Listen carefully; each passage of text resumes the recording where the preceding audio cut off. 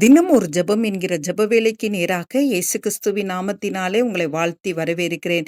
இன்றைய நாளுக்குரிய வசனம் ஏசாயா தீர்க்கதரிசன புஸ்தகம் அதிகாரம் 40 வசனம் 1 மற்றும் 2. என் ஜனத்தை ஆற்றுங்கள் தேற்றுங்கள், எருசலேமுடன் பட்சமாய் பேசி அதன் போர் முடிந்தது என்றும் அதன் அக்கிரமம் நிவிர்த்தி ஆயிற்று என்றும் அது தன் சகல பாவங்களின் நிமித்தமும் கர்த்தரின் கையில் இரட்டிப்பாய் அடைந்து தீர்ந்தது என்றும் அதற்கு கூறுங்கள் என்று உங்கள் தேவன் சொல்லுகிறார். நாம் யாவரும் கண்களை மூடி தேவனை நோக்கி பார்ப்போம். எங்களை நேசிக்கிறதான நல்ல தகப்பனே, இந்த நாளுக்காக நாங்கள் நன்றியோடு உம்மை ஸ்தோத்தரிக்கிறோம். கர்த்தர் கொடுத்த புதிய நாளுக்காக நாங்கள் நன்றி செலுத்துகிறோம் ஆண்டவரே.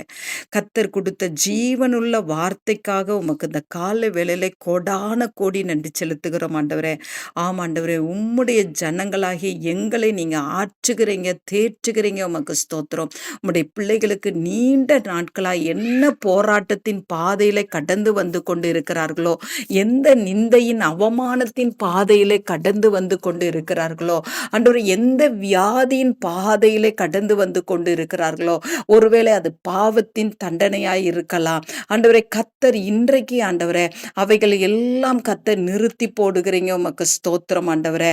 ஆண்டவரே, உம்முடைய பிள்ளைகளுக்கு விரோதமாய் ஏற்பட்ட போரை கர்த்தர் இன்றைக்கு நீங்க நிவிர்த்தி ஆக்கினீங்க. அதற்காய் ஸ்தோத்திரம். உம்முடைய பிள்ளைகளுடைய அக்கிரமங்கள் மன்னிக்கப்பட்டதுக்காய் ஸ்தோத்திரம். உம்முடைய பிள்ளைகளுடைய பாவங்கள் இயேசு கிறிஸ்துவின் இரத்தத்தினால கழுவப்பட்டதற்காக ஸ்தோத்திரம்.